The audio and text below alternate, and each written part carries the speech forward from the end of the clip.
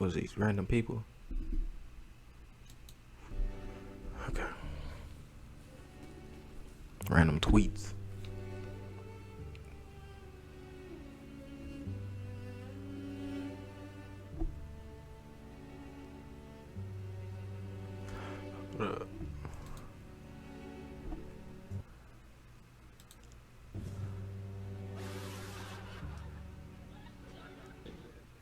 The good old hot take.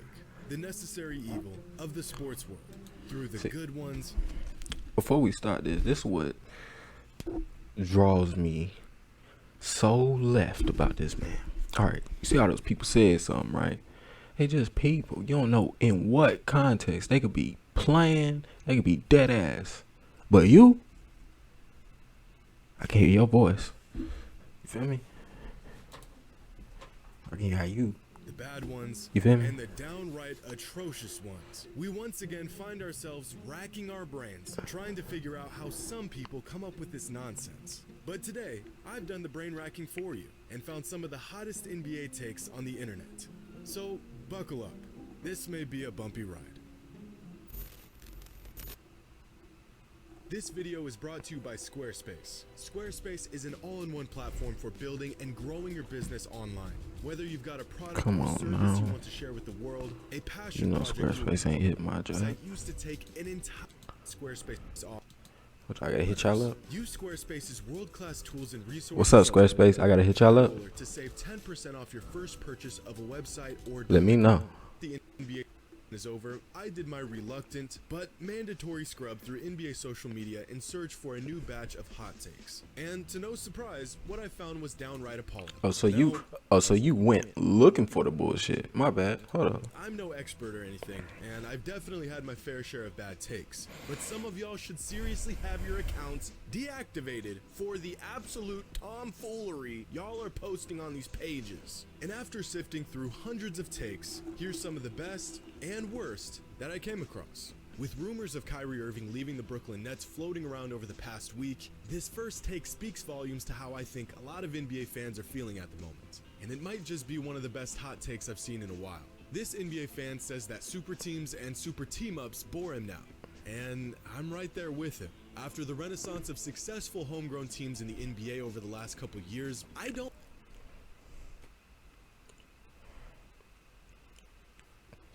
Super teams bore him.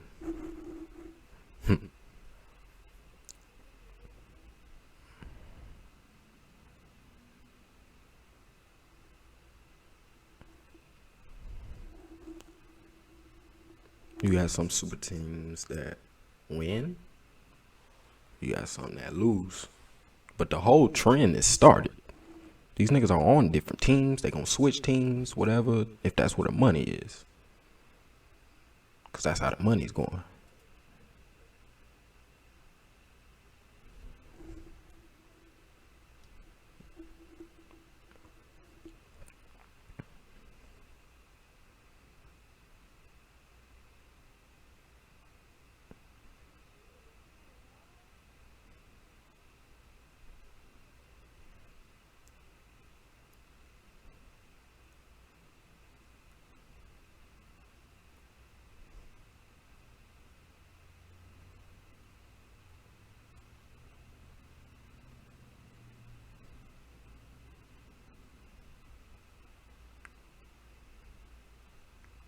And what are you supposed to do when the big dogs of the league are willing to do it? The big dogs are. You're kind of held to that standard of, okay, if they have to do it or are doing it, I have no choice. They bore you, but bitch, I ain't got no choice. If LeBron say he want Kyrie and Kyrie coming, I'm like, shit. I don't have no choice. What do you mean? They bore you. Bitch, I'm trying to win. I don't know if I can take any more breaking news of 2 or more superstars potentially teaming up. I can't do it. And that's just the reports of these potential super teams. The actual team up of superstars are even more boring. Oh, the reports. Oh, because y'all are dumb enough to follow the reports. Good. Okay. I get it. Y'all dumb enough to follow the reports instead of really realizing it's some money involved in this shit. But you can't just go where they want to go if that's what it is. If that's what it is. Like,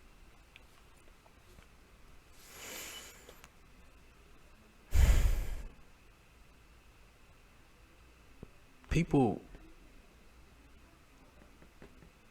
get paid to do this shit. It has to be sorted out, all that shit. Make sure the money's right, all that shit. And the news itself. I'ma shut up. Just look at how the last few blockbuster team-ups have gone. Kyrie and Durant, absolute shambles. Add James Harden, even bigger bust. Kawhi Leonard. Want to start an online store quickly with products that are ready to sell? Head over to Wix.com/dropshipping and launch your store with the industry-leading e-commerce. I'm about to say they trying to dog a motherfucker out. God, I thought I done lost the skip button. George, I'm not even joking when I say this. Sometimes I actually forget they're even on the same team. 3 seasons in and nothing to show for it. Bradley Beal and Russell Westbrook, first round exit. Joel Embiid and James Harden, too early to tell, but still bounced out of the second round. The last time a superstar team-up worked was in 2020 when the Lakers won the championship. But ever since then, they've been a mess. Honestly, I hope the whole super team, superstar team-up thing is just a phase the NBA has been going through, and that it will end soon. It's played out, and it creates unnecessary hype around teams that, more often than not, accomplish virtually nothing. This is a really good take. This next take comes from a fan that seems to be fed up with the entire state of the NBA right now. This fan says that today's NBA has the weakest stars. Kevin Durant, James Harden, Ben Simmons, LeBron James. They Compared to also who? play in the weakest era. Now, in Compared to all who? honesty, this fan isn't completely wrong, but he's not completely right either. If we're referring to their skill sets and abilities, no, stop. Today's NBA is as loaded as it's ever been. Organizations used to build around tall wings with a tight handle and a three-point shot in their bag. Now they're just a dime a dozen. 25 years ago, if you could find a 7-footer who can shoot from outside 20 feet and not dribble the ball off their feet, they were a unicorn. Now those attributes are pretty much a requirement for most big men. It's just the natural progression of the game. Players use the generation before them as the blueprints, and It's just a natural progression of the game. Niggas don't worry about the rules though, like their actual rules. Oh, okay, yeah. the league is so loaded right now that you've got first. It was a point in basketball history where Steph Curry shot from half court. A nigga was allowed, due to the rules, to reach up and grab the ball. And it wasn't goaltending. That's why Steph Curry couldn't have been alive X amount of years ago. The rules.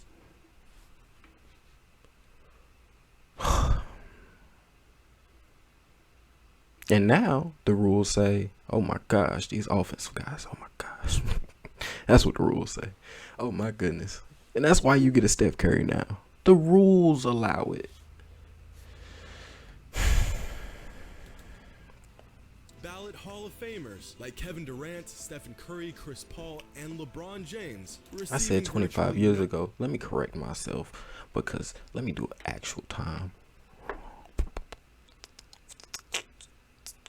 Is that 50 years ago? 70s? 60s? Yeah, 60s. Put Steph Curry back there in the 60s. They're goaltending his shit. Technically, now. But we play by now rules today. So, like, it's going to always appear like that. What the fuck? Like, no regular season MVP votes. Just to make an All-NBA team, you have to put up a damn near 20-point double-double. This past season, Pascal Siakam barely squeaked into All-NBA third team, and the man averaged 23, 8, and 5 a game. 23, 8, and 5, and the man almost didn't make the cut. The NBA is exploding with talent right now. And if you believe otherwise, I implore you to just go watch a game. But I do think that the other half... Isn't Pascal the best person on his team?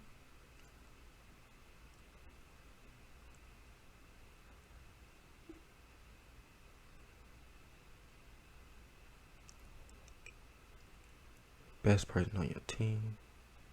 It's like 30 teams. You feel me? Okay. It's odds. What? You looking at numbers. Look at the odds. Look at everybody else's numbers around him. And then let me know that. I don't know. But I just want to say, he's the best person on his team. His numbers are supposed to be high. Are mentally weaker than some NBA players from the past. Raging on social media, replying to tweets from fans, replying to tweets from members of the media, replying to tweets from other players. He said mentally weaker. Nah, they just have the access to do so at the touch of a button. These niggas back in the day, they couldn't do that. Complaining about every other call, or no call for that matter. So, yeah, I don't want to overgeneralize, but it really does feel like the NBA has gotten softer or weaker in that department. But let's be honest. Not because we have more cameras to see the soft or weakness. You cannot convince me that guys like Shaq or Dennis Rodman or Gary Payton wouldn't clap back at fans. I just saw Shaq slam dunk a fan on Twitter the other day. So this take isn't bad, but it isn't good. That's what they dumb. Because if you think Shaq and Charles won't saying nothing to niggas, you're crazy. If you think that, we have proof now. What are you? You're crazy. He's doing his thing, man. I mean, I was like skeptical because he couldn't make a jump shot free throw, but after what he did last year, he won me over. I was, because I know even like I love Giannis because Giannis puts pressure on y'all soft ass niggas who think y'all good. Cause y'all good, but Giannis really work harder than y'all. That's why I like Giannis.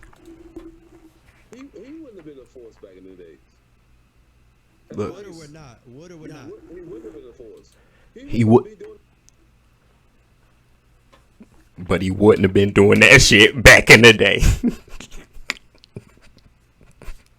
You want to know why? Why? Because it's a Giannis on every single team. That's what the league was. You had to be more physical, rules wise. Like oh my goodness, like even if not even rules in the whole cloth of you had to be more physical back in the day, versus people who were more skilled back in the day. Like the league has changed from physical, hard defense, hard nose, whatever, to more or less offense. Don't touch me. You fit all that. You feel me? That's what we come to. But back in the day, man, they would have ate Giannis ass up. Thank you, Oak. Thank you. What he did last year, he won me over. I was, because I know even like he wouldn't have been a force back in the day. That's Would or would not. He wouldn't have been a force. He wasn't be doing no Europe to the basket like he doing Europe step to the basket and just get layup. No, somebody gonna knock his head off. Are you dumb? Back in the days. That's kind of heavy. The two times I was like, maybe. Two times. Yeah, it's kind of heavy. Because y'all looking at now. Put that nigga back in the day.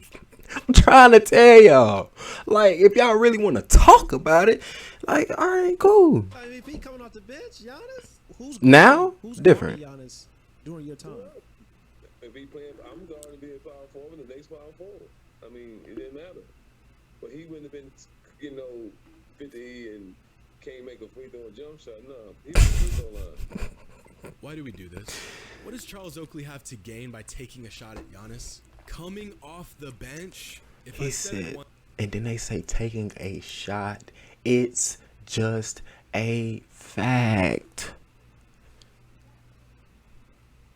It's no offense to Giannis, because Giannis is good for this era. Why? Because none of them niggas back in the day are in this era. So he's gonna walk y'all niggas down. Simple. That's why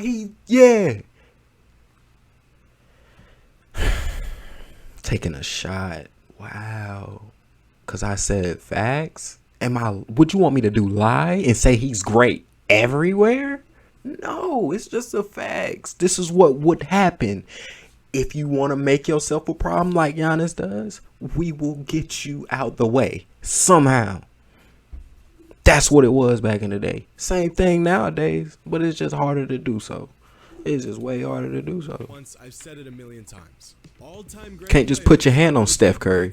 You can't just put your hand on the man. Nobody's touching him. The only time they get to touch him is when he gets to the rim. Look at him. Look at him. Look at all these moves. What are y'all talking about? Look at all these moves. Nobody's literally putting their hands on him. It was a thing called a hand check back in the day. Somebody would walk Giannis down. They would move him where they wanted to go, especially if they were as big and as strong as Giannis, because that was value back in the day. That was seen as valuable back in the day. Now in today's league, where you can't touch him and he can just go downhill, and the only contact you have to make is at the rim with the point of bitch get dunked on or not, it's kind of tough to stop Giannis. I don't look at it. He talking about or this. Nobody's hand checking Giannis. Nobody's hand checking Giannis. Let's talk. Do you play basketball? If I've said it once, I've said it. You play basketball? So if you play basketball, I don't know. It might be a little gritty. Some parts. I don't know. Niggas might hand check some places. I don't know. You feel me? If you play basketball now, you should know how easy it is to move where you want to go. If it can't nobody guide your movement at all, like a million times. All-time great players. Look at them. Nobody's gonna touch them. They would adjust their game accordingly. That's what makes them great. This would be the equivalent of saying Shaq wouldn't be dominant in today's NBA because he doesn't have an outside shot. It's just ridiculous. Do you really think you're stopping this, Charles? Or this? Or Giannis has to get downhill. You feel me? Giannis is not working from the block. So if I see Giannis coming towards me, I'm going to stop him from going downhill. Back in the day, how would I do that? I would put my hand on him. Now, for this, awesome. You know how to clothesline a guy and put him on his back. Congrats. Now Giannis you just show a clip like that. Next time he comes down the court, he's going to Euro step past you and punch one in on your head. Or better yet, he'll just go right into your chest full speed and get the call every single time. Physical defense does not automatically mean good defense. In fact, a lot of the time, physical defense doesn't mean good defense. But what about the people who actually knew how to play defense, like back in the day, who were saying as a skill, you're not scoring. That's my skill. You're not scoring today. Guy, you end up just hacking him. And aside from the all-time great it's not even a hack from Oakley's era, who exactly were these amazing bruisers that Giannis would be coming off the bench behind? Charles Oakley's best season in the NBA was in 1994.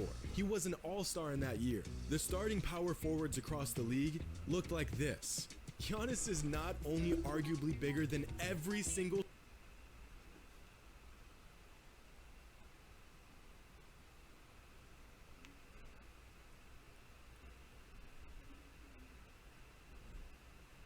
Is he dumb? He's kidding, right? He's kidding.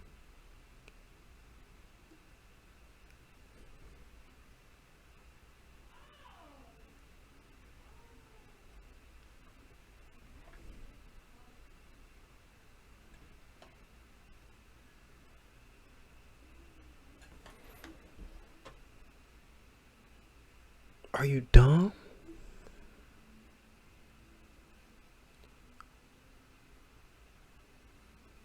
Are you literally dumb?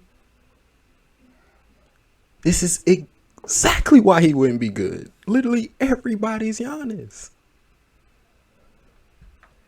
Everybody's 225, 2 whatever, 6'8", 6'9", 7. All of those are in the spectrum of Giannis builds. Like, they're not little.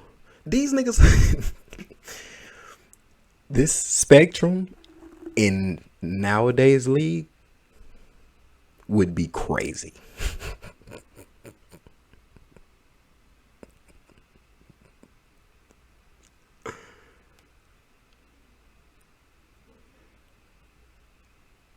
Like, if everybody in the league had 2 of these guys, that'd be crazy.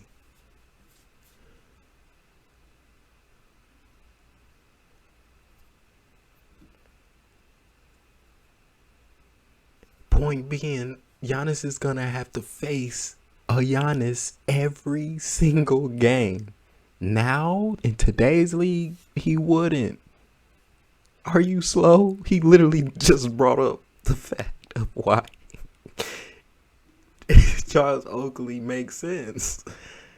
Like, what? These niggas are not a 2K character. They're humans. They get tired. Like, what? 82 games of... Alright, I'ma shut up. Okay. Even putting these niggas in today's league, Giannis, you got somebody to match you, bro. It's not a lot of niggas to match you nowadays, bro. So, I mean, yes, get your buckets, but back then, I know for a fact what they're doing. That's just a fact. How is Charles Oakley wrong? Sir Charles Barkley, do you not know what he was on? Niggas act like Charles was goddamn trash. Just cause Charles ain't Charles, I'm mad you ain't get no ring. Oh, this nigga too.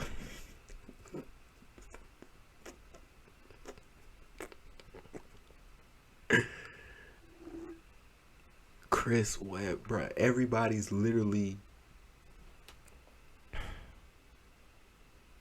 Giannis' size back then.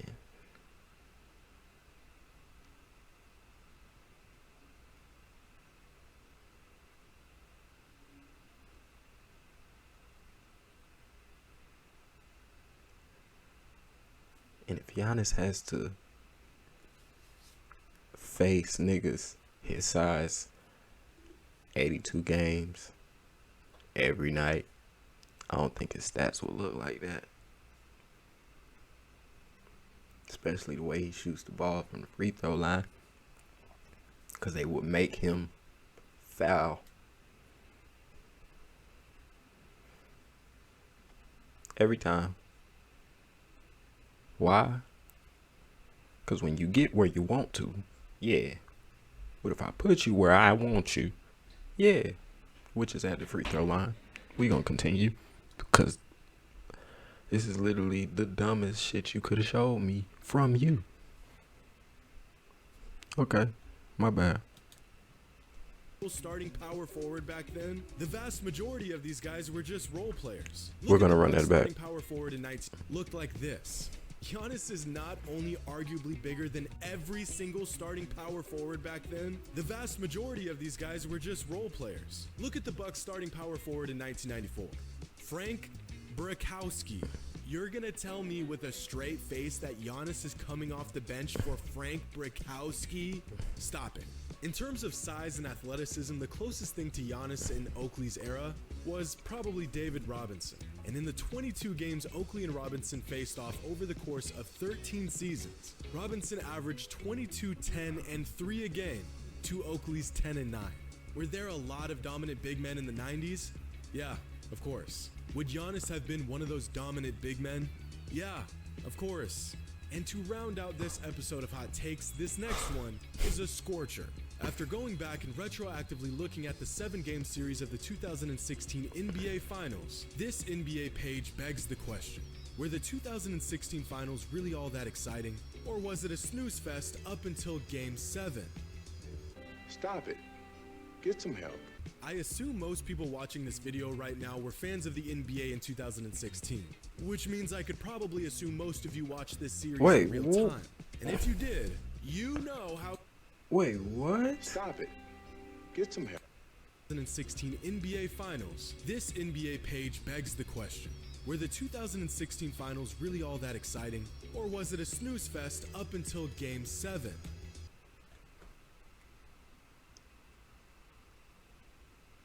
Why does that matter?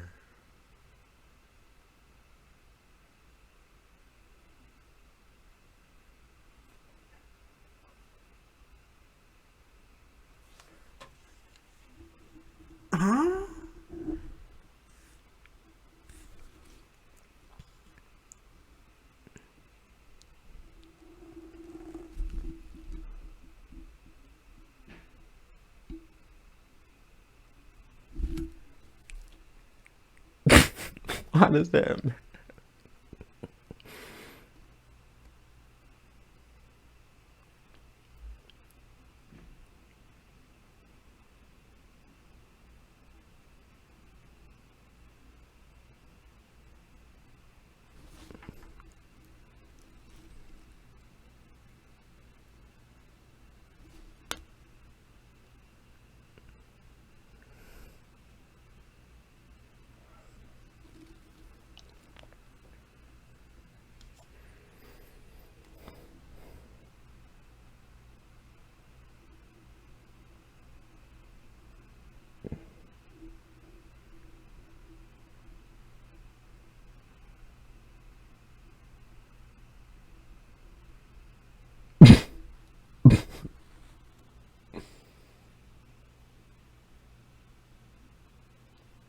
I'm trying to answer the question, but I can't get past the point of why the fuck does that matter? Like, how and why? Like, if I chose, what does that mean? What am I getting out of that?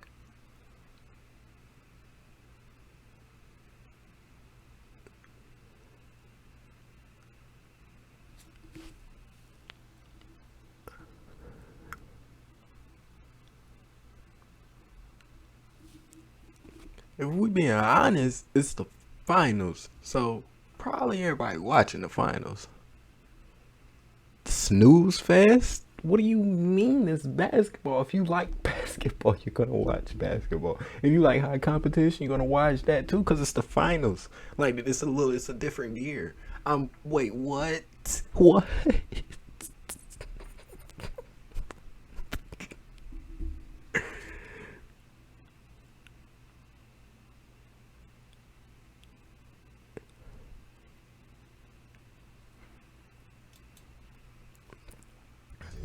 Stop it. Get some help. I assume most people watching this video right now were fans of the NBA in 2016, which means I could probably assume most of you watched this series in real time. And if you did, you know how exciting this final series was from start to finish. Sure, by just looking at this series through the narrow lens of just the final score, it looks like it wasn't all that exciting. In 6 of the 7 games, the winning team won by double digits. 2 of the 7 games ended in a blowout of 30 points or more. But are we already so removed from the series that we can't simply recall how incredible it was? It's not like we're talking about the epic Celtics comeback over the Lakers in the damn 1962 NBA Finals. This was 6 years ago. In Game 1, the Warriors won by a decisive 15 points. But going into the 4th quarter, this was a 6-point game. Games 2 and 3 were complete blowouts, but the fact that 2 teams could walk each other by 30 points in back-to-back games in the finals was a compelling subplot in itself. Once the Cavs won Game 3, it really brought life back into the series. Game 4 had 2 lead changes in the 4th quarter. It wasn't until about 4 minutes left in the 4th that the Warriors broke away from the Cavs. Game 5, by itself, had enough excitement to make this entire series a certified hardwood classic. Kyrie and LeBron both going for 41 points, Klay and Steph combining for 61, 6 minutes 39 seconds left in the 4th, and this was a 2-possession game. This doesn't look like a snooze fest to me, and from this point on, just the idea of a team coming back from a 3-1 deficit in the finals set the NBA world on fire. It is insane to even think they pulled this off even 6 years after the fact, and it was even more insane in the moment. Who won? This take might just go down in the bad take Hall of Fame, but unfortunately that's all the racking my brain can handle in one sitting. Make sure to leave your NBA hot takes in the comments below. Why is this even a question? You know how you answer that? Who fucking won? Throw some more. Ayy. Throw some more. Ayy. Bye.